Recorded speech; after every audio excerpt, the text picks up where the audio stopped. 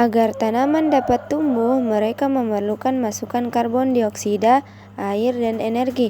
Proses kimia di mana tanaman menggunakan sumber daya ini untuk memproduksi glukosa. Bahan penyusun tanaman disebut fotosintesis. Dalam proses tersebut, gas oksigen dihasilkan sebagai produk sampingan. Energi untuk fotosintesis berasal di matahari dan tiba di bumi sebagai sinar matahari. Cahaya ini mempunyai sifat gelombang dan partikel-partikel atau foton adalah unit terkecil dari cahaya. Foton berosilasi sepanjang jalur yang diukur sebagai panjang gelombang cahaya yang dipancarkan matahari mengandung foton. Dalam alfa spektrum, panjang gelombang yang luas disebut spektrum elektromagnetik. Organisme fotosintetik hanya menggunakan sebagian kecil dari spektrum elektromagnetik yang disebut cahaya tampak. Organisme fotosintetik mengandung pigmen yang memudahkan penangkapan panjang gelombang cahaya dalam rentang cahaya. Tampak warna pigmen berasal dari panjang gelombang cahaya tumbuhan yang dipantulkan. Tampak hijau karena memantulkan panjang gelombang cahaya kuning dan hijau. Panjang gelombang cahaya merah dan biru diserap oleh pigmen-pigmen ini dan menyediakan energi yang digunakan untuk fotosintesis. Dalam organisme fotosintetik eukariotik yang dikenal juga sebagai fotoautotrof, reaksi kimia fotosintesis terjadi di dalam sel tumbuhan dalam struktur khusus yang dikenal sebagai kloroplas. Fotosintesis terdiri dari dua rangkaian reaksi bergantung cahaya dan siklus Kelvin di dalam kloroplas. Di dalam kloroplas adalah struktur seperti cakram kecil yang disebut tilakoid yang dikelilingi oleh ruang berisi cairan yang disebut stroma. Reaksi yang mensintesis glukosa, siklus Kelvin, terjadi di stroma. Reaksi yang bergantung pada cahaya terjadi di tilakoid.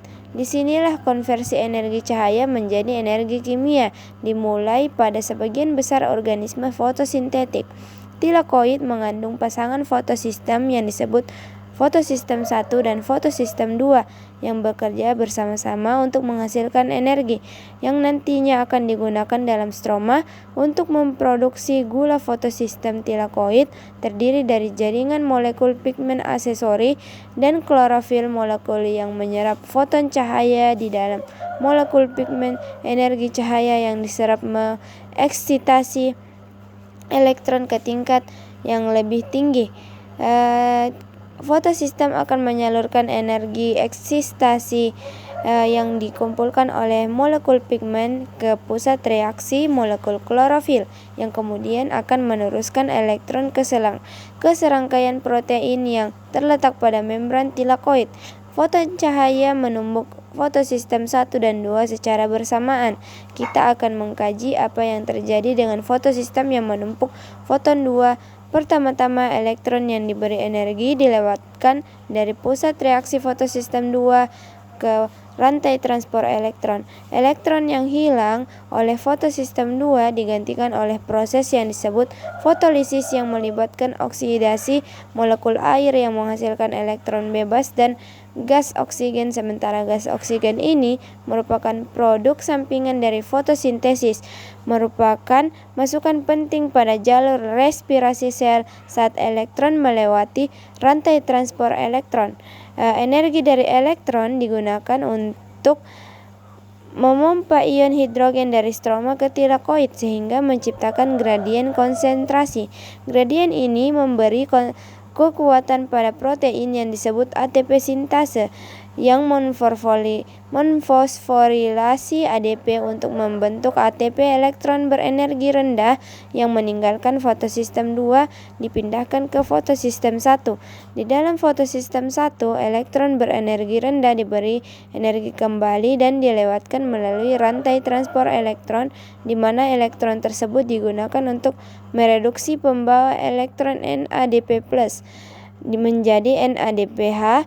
Ketika kloroplas menerima suplai foton yang tetap, molekul NADPH dan ATP dengan cepat disediakan untuk jalur metabolisme di stroma. Oleh karena itu, Bentuk ATP dan NADPH selama reaksi bergantung cahaya digunakan di stroma untuk memicu reaksi siklus Kelvin.